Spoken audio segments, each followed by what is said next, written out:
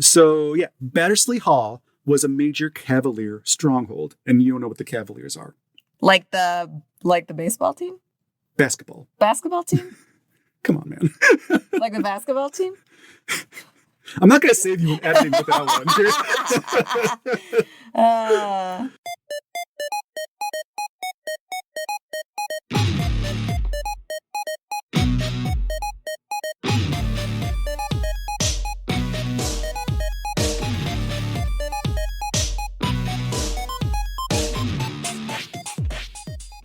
Well, beware and warning and welcome.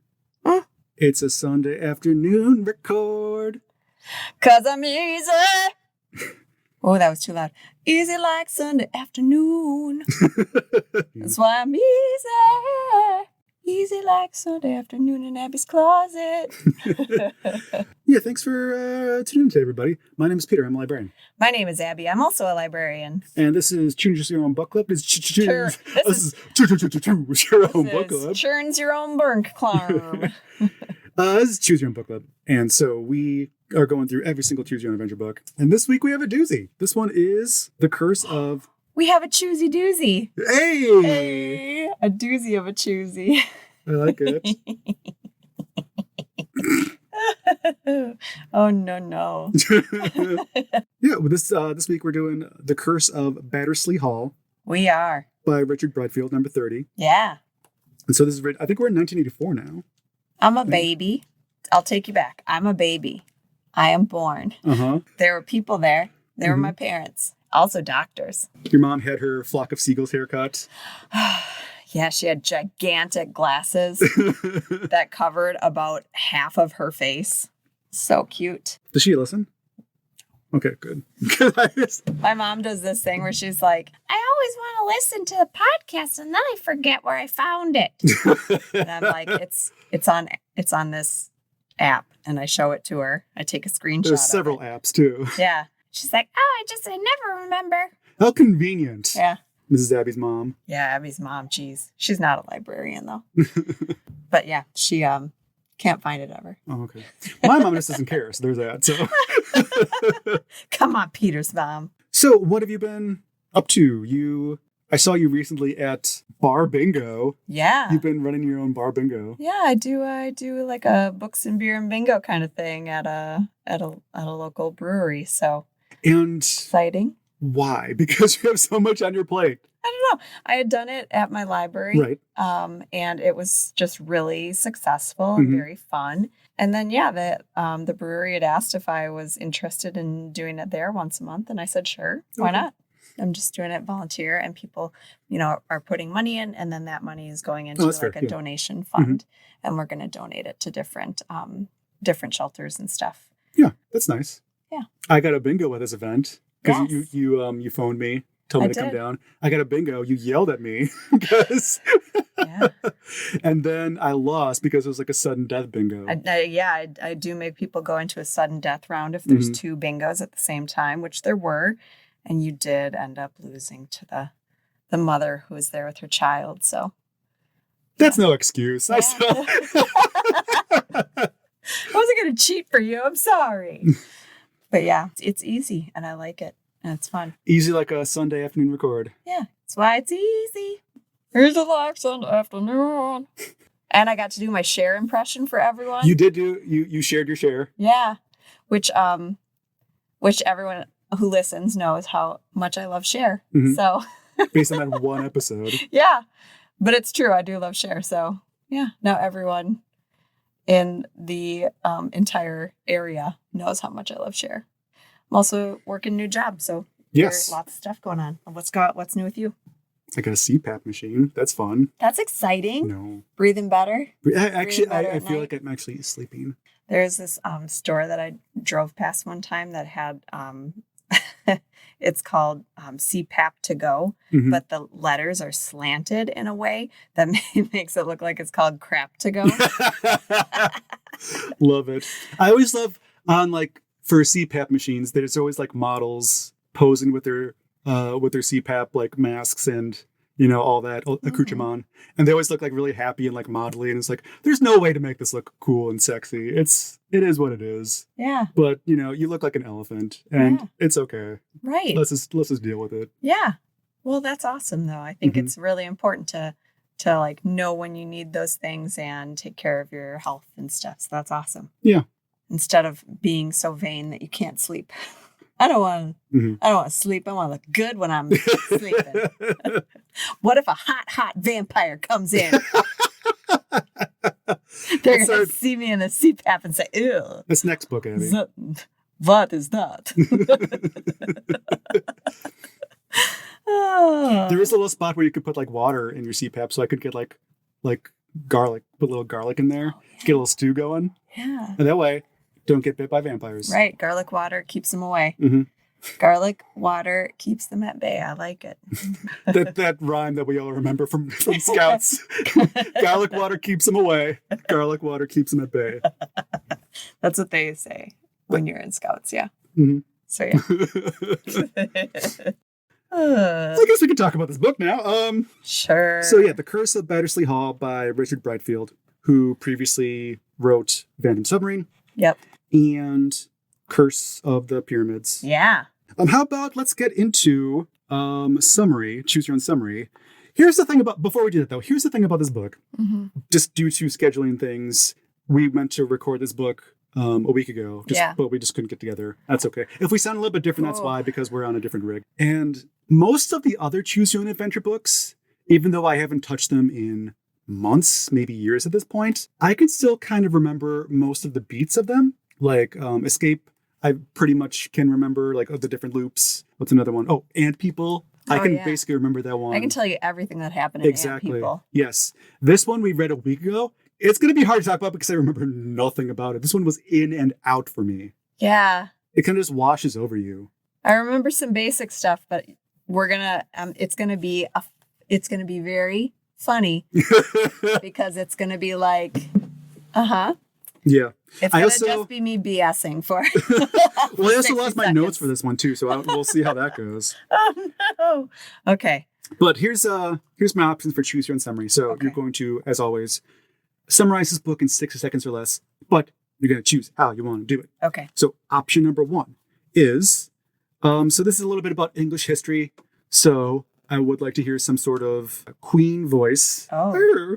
But you have, I think you have a good Queen voice. I have several. Talk a little bit like this. Yes. Mm-hmm. Or option number 2, because this is also kind of a little bit of a gothic novel. Yeah. We can talk a little bit more about that. I want to hear some sort of Vincent Price voice. Like, hello, boys, I've been waiting for you. Those are both good options.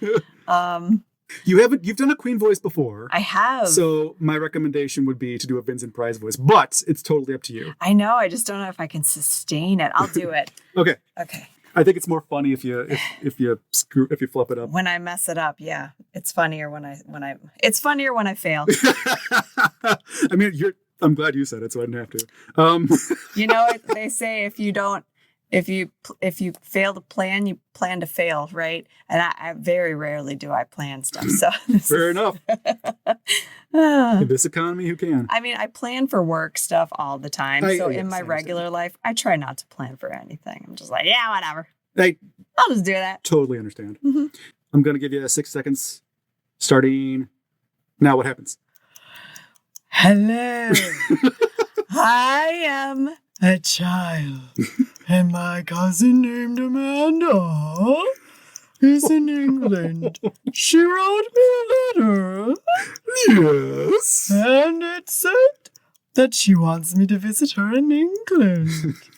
I decided that I would do it, I guess, without my parents. And they sent me to England. I ended up on a foggy train station platform or whatever. And I get there. 20 seconds. And there's just me and this random dude who also is going to Batterslea Hall. Children. And we're going there together. And then it's starting to become a little Queenie too. Oh, sorry. This little guy comes and takes us there, and then we get maybe kidnapped by bad guys. Or there's evil people. I don't know. That was fun. You have to talk slow. I understand. It's hard to get through it all. I understand. I set it up for us. Now we got to knock it down. Bingo, bango, bongo. This one had really interesting art throughout it, too. Like there's like elaborate drawings on the sides of the pages, like it was illuminated. So yeah, the artwork, I think, is a new artist for us. It's Ted Enoch. Yeah, I don't remember that name. And yeah, it's very detailed. There's a lot of hatch sketching. Yeah. To kind of fill in like the details, make it look a little bit more shaded. Yeah. The artwork kind of reminded me a little bit of, did you ever read Highlights for Kids and the Spot the Difference? Totally. It really looks like that art style. Love me some Maybe highlights. not in a good way or in a bad way, just in a different way. Yeah. It's very different than like the Ralph Reese kind of classic choose style. So I would say it doesn't set the tone for this because this is supposed to be kind of very dark and gothic. So it doesn't set the tone the best. I know. I feel like he was trying to go for like an Edward Gorey kind of style, but it doesn't just too happy. Like the faces and stuff are not like that elongated, emaciated kind of look that Gorey had in his style. A Granger would be good at this. Yeah. But we obviously didn't get a Granger. Right. I mean, it was still like nice. I was happy that it wasn't other people. But yeah, I think like tonally, there were some things that were like a little too peppy. Yes. So we'll put some of the artwork, as always, up on the Instagram. So let's start off with this one. So one day you get a letter from England. It's from a distant cousin of yours, a girl named Amanda Fielding. So Amanda's the same age as you, and you start kind of being pen pals with her. So you learn through these letters that Amanda is an orphan, and she lives at Batterslea Hall in Devon, England. And so she invites you out there, and she also gives you a plane ticket to London and a train ticket to get to basically Batterslea Hall. Right. And so I'm like, right away, I'm like, oh, this is my cousin is loaded. Okay. She is buying me plane tickets. She lives in a castle. Like, girl is loaded. She rich. She live in a castle. That's what I would have been telling everybody at school. I would have been leaving school like, bye, everybody. I don't know if I'm going to come back. I might be a princess. See you, losers. You dorks. I'm going to come back with flipping jewels. Over tables. Right? I would be kicking stuff on my way out. I would be telling people all the things that I thought about them. Also, you'd probably be like galloping from class to class, like practicing, like, I'm going to be riding a horse soon. Yeah. I'm going to ride a horse everywhere. I'm going to be in a Rolls Royce. You probably don't even know what a Rolls Royce is. I don't either. I just heard about it in another book I read. I'm going to be eating nothing but Grey Poupon. That's fancy according to TV. Pardon me. Do you have any Grey Poupon? And then I'll be like, I do in my Rolls Royce here. I just have mustard in this thing all the time. Instead of oil, it runs on mustard. Shenanigans aside. So you go over there. And so after several hours in the train from London, you arrive at Whitford in the heart of the English moorlands. It is just after dark when you get off the train. And there's a man gets off the train with you. And the two of you stand there for a few moments without speaking.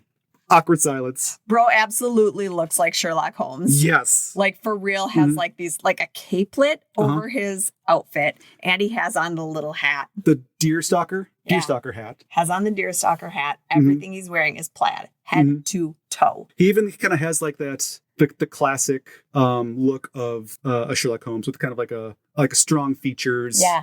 Kind of like Tarkin from Star Wars. Yeah. That kind of like very, very stark look. Like, look at him. He is stunting. I will put it on the Instagram. But also, right off the bat, the pictures look a little odd because... Look at how you're going to shake his hand. You're using like both left hands. Well, that too. But also, Ted doesn't really know how to draw ears. So everyone looks like they have elf ears. Oh, which is weird because like it starts to get magical really fast. Yeah. So right off the bat, I'm a little confused about like, I knew is everybody an elf? I was magic. I knew I was magic. That's why I kicked all that stuff over when I was leaving school. I knew I was far above these plebeians. So then you're just awkwardly with this guy on this train station. Who's much older than you. You're a child. He's a grown-up. And you're just chilling in the dark, in the fog. So you find out that the man's name is Horace Atwood. He's an agent of the National Trust, and he's there to persuade them to open up Batterslea Hall to the public as a historical landmark. And then you say, did something really important happen there? No research on your part, even though I think this book is really good, well set up. Yeah. As in, like, your parents know you're going there for family. You actually have, like, money to, like, get there and, like, transportation to get there. Right. So this is probably, like, the best plot-wise set up book ever. Right. Because they say, like, they don't know much about that branch of the family, but it's not like, oh, yeah, we never heard of them, but go ahead. So, yeah, Batterslea Hall was a major Cavalier stronghold. And you don't know what the Cavaliers are. Like the baseball team? Basketball. Basketball team? Come on, man.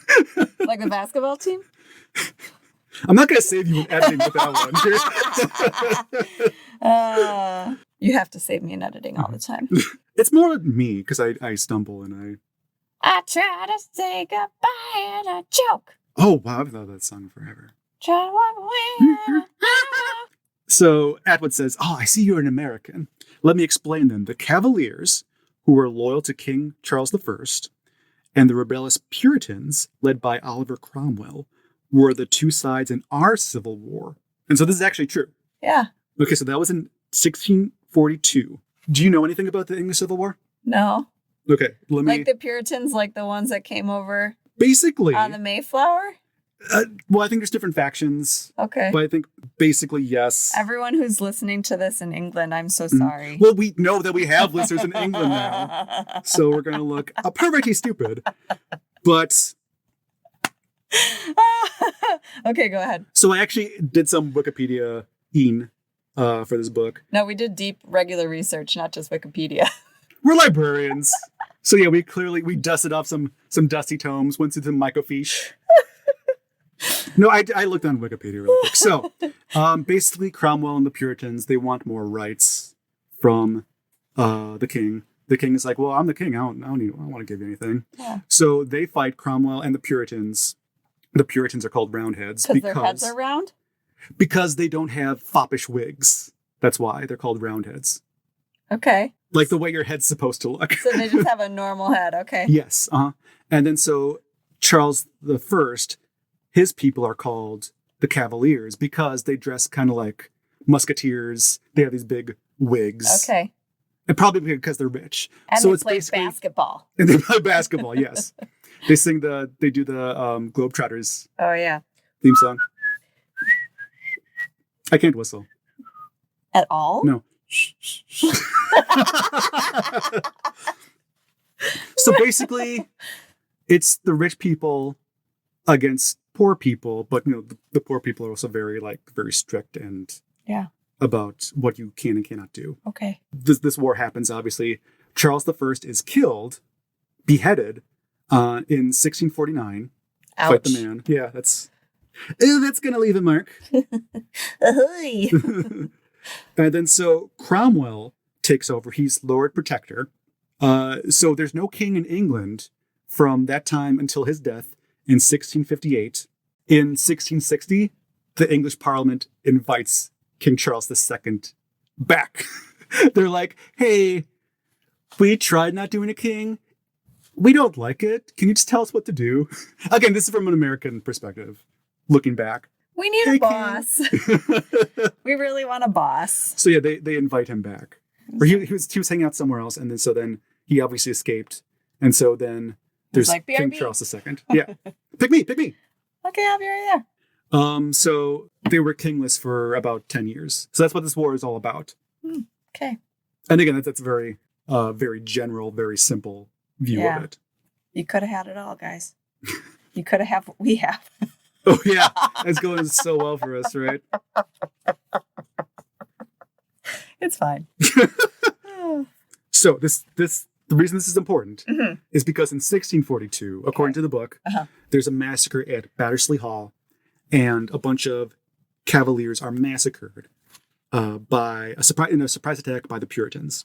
Got it. Which didn't actually happen in real life, but that's just what happens in the book. Yeah. They even say there's a curse on Batterslea Hall, though I'm not exactly sure what the curse is supposed to be. Giving you a little bit of wiggle room there. Yeah. You're about to explain why you're visiting when a huge bent form looms out of the fog. Out of the fog comes... Blope. Mm-hmm. It says, I'm Blope. The car for Batterslea Hall is over here. And so he kind of shuffles over. He's going to be your escort. Yeah. I was like, why did they come up with the name Blope? It's like bloke and nope. And he looks a little elfish too. He's very hunched over, very small. And he has this kind of like almost like Inspector Gadget kind of get up. What year did Young Frankenstein come out? 70s. Did Richard Brightfield like see that movie and then write this? Because like that's Igor. Yeah, basically. It's really is. So yeah, there's a mysterious fog. Walk this way. No, this way. So the car sets off into a foggy, rainy darkness. You've been driving for 10 minutes or so when suddenly a spot of pulsating red light begins to form and grow brighter on the road up ahead. Yeah, then there's the police there. Right. So this is when the police come in because this book isn't complicated enough. No. So there's police officers and there are 2 escapees from Darkmoor Prison on the loose. And we're checking all the cars in and out of the area. Yep. And they're asking, hey, where are you going? We're going to Batterslea Hall. And then they say, hey, well, be careful because there's like flooding on the road. Yes. So you probably don't want to actually go forward. Mm-hmm. So that's kind of your first like choice that pops up. So yeah, you can basically keep going forward or you can go back to where you came from in this car with Blope and the non-Sherlock Holmes. Yeah. Guy. Sherlock Gnomes. Sherlock Nope. So what did you do first, Abby? So you know me. I'm like, yeah, let's go. Let's just go. I want to go where I'm going. Mm-hmm. So I decided to keep going toward Batterslea Hall. We are going along the road and I'm like, I've come a long way. I just want to get to Batterslea Hall tonight if I can still going. Blope's like, it's not going to be easy. It's like really, really bad road. And I'm like, I don't care, Blope. Just drive. Shut up and drive, as Rihanna said. And so the driver and we're like waving to the policeman. Policeman's like, all right, terrible choice. I told you not to do it. But anyway, we do it anyway. So we drive. We get up to the river, like, like that's like a bridge over the river. And it's like totally flooded. The road is so flooded that it's like there's no way for us to get through it. And actually then the car is like so full of water that it stalls. It's like we can either get out of the car and keep going on foot, or we can stay in the car overnight. And I was like, that sounds horrible. Me and 3 stinky guys in this tiny car all night? Right. No, I will just walk. So we decide to set out in the dark for Batterslea Hall. Blope said it's about an hour to walk there, and I was like, whatever, I could do it. So we get out of the car, even though it's still raining, it's flooded water and stuff on the road. We get out, we start walking. And I'm like, stop complaining, just walk. This is me. On a hike with my friends. So just in life. I'm like, I don't think I could be cooped up in here all night. Let's go. We get out, we step into the darkness. The water is like up to your knee. Then you keep walking, it's like up to your waist. And you're like, oh my gosh, this is not good. And then Blope's like, stick close by. I don't want to get separated. And then he goes under. He's like under the water. But he had the flashlight. And I don't think I got this one. Yeah, you and Atwood are like, yikes. What are we going to do? We do not see where he went. So we are like, we have to just like hold on to each other while we walk because we don't want to like step into a hole or anything. So we just like keep going, me and Atwood. We're like, well, we just hope he's not dead. Let's keep going. So hope for Blope.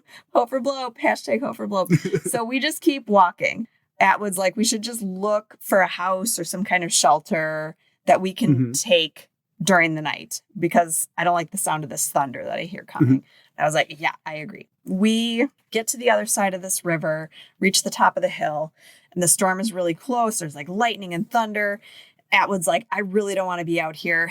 I see like some stones over there. We could go over by this big pile of stones, or we could go back down and try to find the road. What do you think we should do? Do you do the stones? I mean, look, I have to look at the pages. Because that's like one of the few things I remember about this book. I was like, let's go back down to the road. Okay. Oh, so can we do the stones really quick? Yeah, sure. Okay, so if you go to the stones, so it's basically like this big cave. It's a narrow space. You find yourself inside of it. You find this like ancient torch. You're able to light up the area so you can see a little bit better. And so then you find that it's not like a cave. It's actually like a chamber. And Mr. Atwood says, this is a megalithic tomb. I've read a lot about them. They're supposed to be quite common in this part of the country. Oh. And you ask, megalithic? And of course, you know none about nothing. Like I've never read a book before. So yeah, Atwood says, yes, from the late Stone Age or early Bronze Age. And then you say, is this slab a sacrificial altar? No, says Mr. Atwood. More likely they laid out their dead on it during a burial ceremony. Here, I'll show you, he says. And there's this quick turn to page 103. And I was like, well, I'm going to die. This is how this guy's going to kill me. You say, something tells me we should get out of here fast. This place is too spooky for me. Also, don't get up on this weird altar thing and pretend to be dead. Yeah, that seems like a key to unlock something you don't want unlocked. Mr. Atwood goes over and starts to lie down on the stone, and you say, don't! But before you can finish, there's a deafening crash. A bolt of lightning hits just outside the entrance of the tomb. There's a huge slab of stone slides tightly into place against the only entrance, sealing you and Mr. Atwood inside forever. So it's unclear if it's like magical or if it was just coincidental. But it really seemed like, oh, this is how I die. A strange man I met on a train is going to murder me. Yeah, he's going to eat you for sure. Like, absolutely. So anyway, back to you don't choose the stones. You choose the road. No. So I was like, let's go back down and find the road. Because we knew the road was going to lead us to Batterslea Hall. So we go down and we see some headlights in the distance. And we're like, oh, sweet. I think it's going to be somebody who can help us. And it is. It's the policemen. They jump out and we're like, hey, is everything okay? And he's like, oh, thank God you two are all right. We spotted your car. It was abandoned. And we also found Blope. He was almost drowned, but we saved him. He's all right. He was afraid that you'd been swept away. We're like, yay. So we're like, can you get us to Batterslea Hall? And they're like, yeah, not right now. Like, go back to town. Like we told you to do. And yeah, I get back to town. I talk to Blope and he's like, oh, I told Mr. Atwood that there's a whole bunch of evil stuff going on at Batterslea Hall. And you're like, what? Like, what are you talking about? And he's like, there's witches and stuff and Lady Darkness and then Amanda and blah, blah, blah, blah, blah. And he basically like just tells you the whole mystery without you having to learn anything. The police giving him resuscitation and bringing him back from the dead breaks him from the witch's spell. And then you go to Batterslea Hall and rescue Amanda. And then the bad guys are gone. That's a really bad ending. I know. Because it was very boring. I hated when this has been kind of a complaint for us for a while, but when they just kind of ruin the mystery instead of just giving it a kind of a quick, let's end this branch and try again, kid. Yeah. Because you didn't really get that much of the story. Let's just wrap it up really quick. Right. Well, and it was just clear to me, like the other option of if you keep going to Batterslea Hall, then you and Atwood just keep walking. You go to Batterslea Hall, and when you get there, you start to feel lightheaded and dizzy. And it's like a cackling voice that is Lady Darkness. And she's like, you two are going to take my place because Blope is no longer a servant. And you guys are now. So blah, blah, blah, witchy stuff. And you're my servants.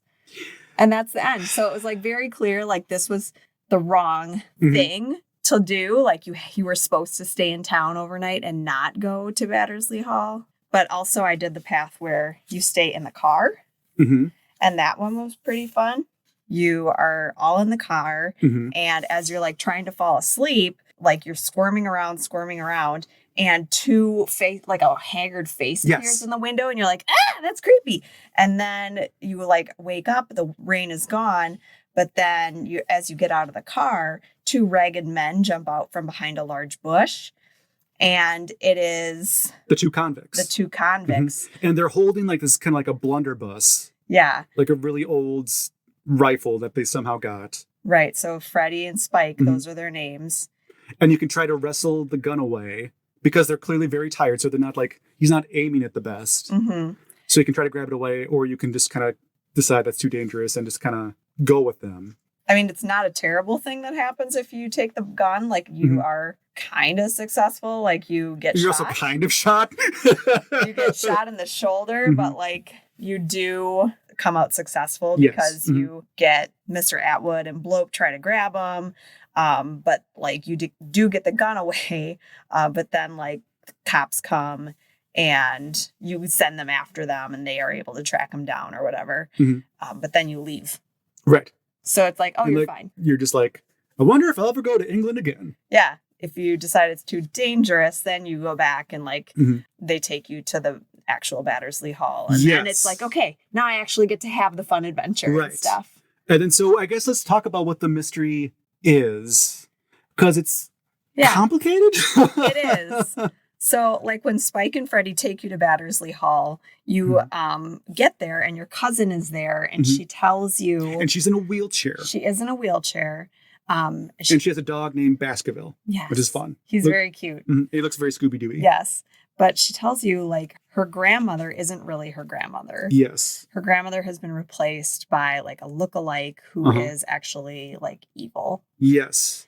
But there's also a lady called Lady Darkness. And which they're, is like, witches. Yes, and they're both witches. I think, just for simplicity's sake, it should have been one person. Because they're kind of interchangeable anyway. Yes. So it should have been one. But I think they are kind of the same person. Yeah, but it's making it more complicated than it needs to be. It really is. It should have just been like her duped grandmother, but like, you know, she takes off her disguise and it's Lady Darkness. That would have made more sense than having it be two people, but still, I get it. Okay.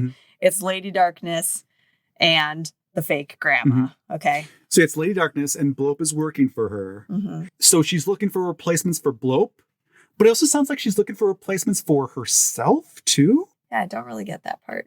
Because what they're trying to do is they're trying to like suck the souls out of people to make the energy, whatever, like keep going in the place because it's haunted by both sides, both the Cavaliers and the Puritans. See, like I never really got to understand that part of the mystery. Like, I just got to understand, like, they're holding Amanda. And then, like, as I'm being held in the house, Amanda tries to, like, get me and Atwood out. And so, we get down into this, like, dungeony area. And Baskerville, the dog, like, leads us out. And then that's when I find out, like, there's, like, the ghosts and stuff who are battling each other. Yes. So that was actually really cool because that's when I'm like, oh, I'm learning the history of this. And the ghosts always ask you, what do you think about dancing? Yeah. Right. That's how they tell, like, which side you're on. Yes. What are your thoughts on the electric slide? I'm going to teach it to you. I'm going to teach you. I teach you the electric slide. You know, then you're feeling really conflicted. Like, should I go back for Amanda? Because she's still stuck there. Yes, but again, she's handicapped. So is it possible to even bring her along in this escape? Right. It's really hard because it's like these are really hilly areas. You know, it's like, will her chair be able to navigate through the woods and things like that? And so it's terrible that as a child, you're having to figure out and negotiate through all of these like complicated rescue mission details, right? Atwood, like, where are you in this? Yes. So not helping. And again, Atwood is just there for no reason. He's there to kind of like tell you a little bit of the history, a little bit of backstory. But more often than not, he's missing. Yeah. He's just kind of not there. Again, it makes the story a little bit more complicated than it has to be. Yes. But it is pretty cool because like there's like a hall of mirrors kind of place before you go into this dungeony area because you're in like a Lady Darkness has captured you. When you're in this like weird hall of mirrors, because Amanda rescues you from this captured like area that Lady Darkness puts you in, you've realized that the two escaped convicts, Spike and Freddy, get put into Lady Darkness's employ. Yes, because now they are dressed as Cavaliers. So they have the big hats on. Yeah. And like the big costumes. Right. And then that's when you finally get down into the basement and you're like, oh, okay, like we can escape, we can get through this tunnel or we can sneak through the woods. And so if you go out through the woods, like that way is the way to go because otherwise you're going to die. But when I think you have to get into a sword fight with them otherwise too. Yeah. And like you're a kid and it doesn't go well. No, like, they stab you through. Yeah. Like they run you through and you die. You get out through the woods and in the woods, that's when you start running into these ghosts and like you see them like fighting with each other. And it's like, wow, it reminded me a lot of our High Ridge. One where it's like they're just going to keep fighting and fighting and fighting. And then it's like, oh, is that the like energy that Lady Darkness is feeding off of, I guess? Then that makes sense. It was confusing as to why they were there, the convicts. Why she needed kind of like... Why she needed her own human army. Yeah, like her like little henchman, because she seems to have just like a ghost army, kind of. Yeah, I don't know. And you do get stabbed by like ghost swords, but like it doesn't kill you, but it numbs you. Yeah. It kind of like... It like numbs your arm. Yes. For like a while. Like you slept on it weird. Yeah. Yeah. But then at the end, it was like, for most of the conclusions that I had, Amanda would like get up and... Yes, because Amanda isn't actually handicapped. She doesn't actually need to be in a wheelchair. Yeah. It's because Lady Darkness is like siphoning energy off of her. Yeah. Or like tricking her into thinking that she needs the chair. Right. She's like gaslighting her big time. Yes. Somehow. Well, it makes sense because there's actual gaslights in the castle. So. Right. Either she's like, siphoning off her life force, or like gaslighting her into somehow thinking that she, needs that chair, using magic in some capacity to make her have to be confined to it. But then she like gets up and leaves, and Blope is like her new dad.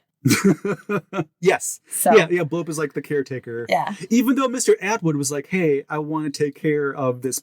The whole reason I'm here is because I want to take care of this place. I want this place to be a landmark. Yeah. But in that ending, that ending was weird because he's just gone, and Blope is like, yeah, I'll take care of this place. And I'll take care of you. Yeah. There was just a little bit too much going on with this. There was a lot going on with it. Yeah. You have to like decide to trust your cousin or not. And then... Oh, and what room do you want too? That was kind of fun. She's like, hey, when you're staying here, do you want the room right next to me so you're safe? Or do you want this big grand room? And then, of course, shenanigans unfold. And I don't remember like any of it. No. Like it's so odd that this book just kind of washed over us. Yeah. The main thing I remember was like the death scenes and stuff, because my favorite death scene, if we can get to favorite deaths, was when I'm down in that like dungeon and I have to decide if I'm going to if Baskerville is going to lead me out to the woods or if Baskerville is going to lead me through the tunnels. If you choose the woods, that's the right choice. He'll take you out through the woods and then you can try to get to town and get help. You never really get there. But if you go in through the tunnel, he takes you down through the tunnels, you and Mr. Atwood, and you're trying to get through and everything. You get through, the tunnel like kind of closes behind you and you realize that the door is not going to open. No one can hear you screaming. You can call for help, but it does no good. You are only going to use up the oxygen that will be gone soon enough. So you're going to suffocate to death in the tunnel with Atwood. Kids book. Fun. That was one of my favorite ones. I wish I had more to talk about. Yeah, the dancing thing was so wild. The dancing was wild. Be you a dancer? Show us your best moves. Oh, the wild boar that like Baskerville has to fight. Yeah, so there's a wild boar on the moors too. Yeah. Even though it's supposed to like be extinct or whatever. Yeah. So I think this was a decent one. It reminded me a lot of Gothic literature, which I took a Gothic literature class in college. I don't know if I ever told you the story, because I thought it'd be filled with like goth girls. Like I saw craft at a very young age. I was like, interesting. And so, so in college, I was like, oh yeah, baby, this is gonna be. I'm gonna take this class, and didn't pan out the way I thought it would. So yeah, obviously there's like. That didn't happen. I am like hanging my head and shaking my head. Just in embarrassment for my friend. Oh, out of all the things, that's the most embarrassing thing? Yes. Not that kind of Gothic. Well, that's what college is all about. It's about learning, all right? And I learned that there's different kinds. You learn. You love. You learn. You goth. You learn. See, I took that class. It was a very not so fun class. You choose, you learn. Oh, so anyway, it hits a lot of the tropes of Gothic literature of this decaying house. That's a metaphor for, something wrong with the family. Right. There's usually a damsel in distress, which is your cousin. And, you know, sometimes they're inflicted with something kind of like a Jane Eyre, or like there's some sort of like sickness. Yeah. Again, which is also like a metaphor for. Right. And like in Jane Eyre, there's a wife with a purple face who's up in the attic. Exactly. Lady Darkness. The weather's always bad, which is obviously because you could, in some branches, you couldn't even get to this place because the weather's so bad. Yeah. A burdened male protagonist is usually a trope too. Atwood was not very burdened. Yes. He was kind of just jovial the whole time. Yeah. He was just kind of clueless. Yeah. I'm not even sure why he was there. He was there to just give you some exposition. But if you think of like a Frankenstein, or like a what's the one with Heathcliff? Wuthering Heights. Wuthering Heights, yes. Obviously like a traumatized male. Yeah, those heights weathered. Woo! Who are those heights? What are those heights? They can see us weather from such great heights. Hey, I like that. And of course, there's also a lot of death too, which is just every choose your own adventure. Exactly. So I liked the idea of this book.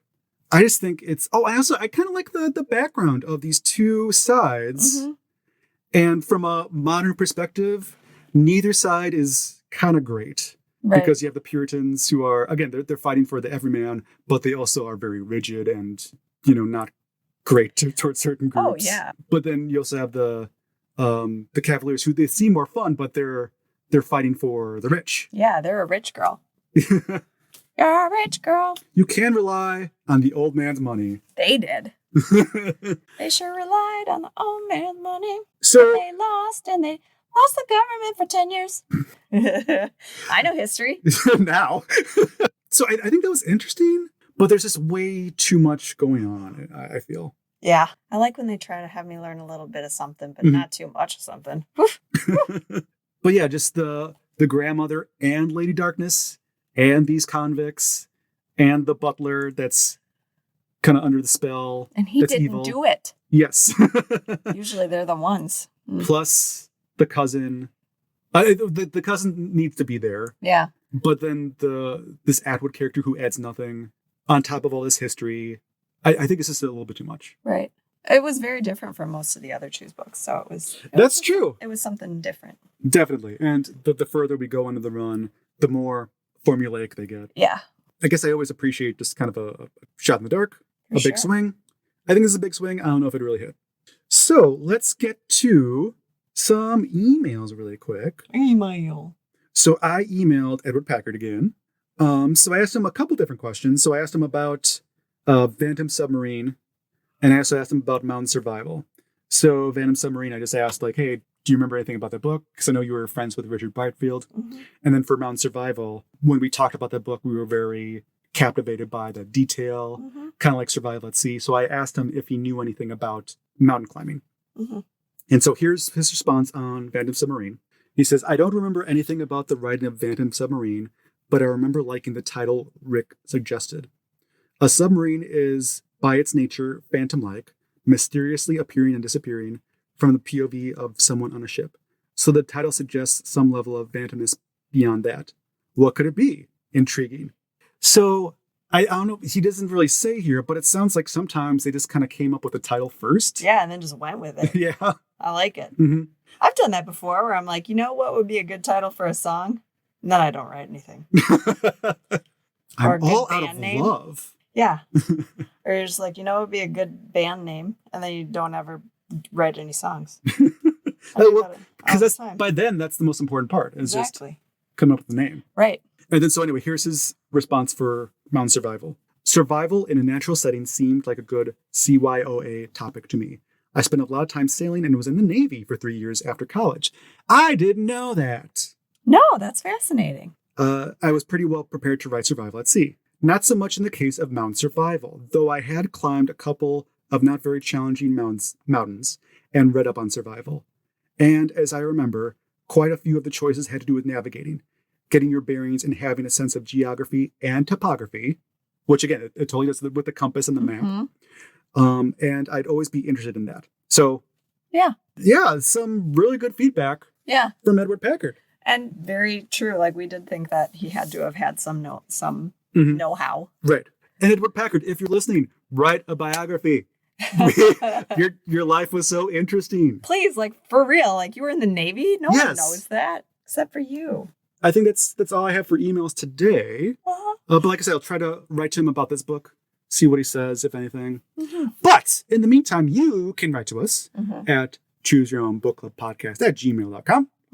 If there's a book that you're looking forward to, if there's something that we missed in a previous book, maybe this book, because I think we didn't cover this one the best. We did awesome. We did okay, but we skipped a bunch because just it kind of washed over us. So if there's something that we ever skipped that was kind of crazy, let us know in an email, or you can talk to us on Instagram. It's also a good way to find the pictures and the illustrations that from some of the books that are a little bit harder to find, and also just kind of random memes. Make sure that you rate and review us on Spotify or Apple Podcasts. We just got our first 1-star review on Apple Podcasts. Not to dwell on it too much, but if you could help us out, kind of balance it out a little bit more, go on to Apple Podcasts, give us 5 stars, a nice rating, just to kind of balance it out a little bit.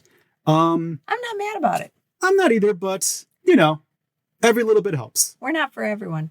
That is true. I feel like I'm not everybody's cup of tea because I am not tea.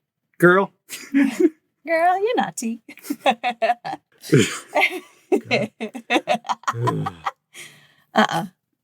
I'm like sparkling water. If your kids have an iPad too, that's also a good way. If you don't have a Apple iPhone.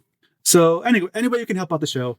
We appreciate it. You can also follow us on YouTube. We posted all of our old videos that inspired this show, and we'll put up some other surprises there every once in a while. And last thing, you can follow us on Redbubble. We have shirts and stickers and a whole bunch of other fun stuff with our logo. And we might be getting a new logo at some point. Ooh, what? I'll tell you about that later. I just made a face like, what? I didn't even know about this. Yes. So look for that. Let's talk about our next book. Our next book is going to be number 31. Vampire Express. Choo choo. We'll do it like a vampire. Choo choo. Perfect. And we're going to have a really cool guest for that one. I'm really looking forward to that. Special guest. It's kind of a dream come true, a little bit. Thanks for choosing us today, everybody. My name's Peter. I'm a librarian. My name is Abby. I'm also a librarian.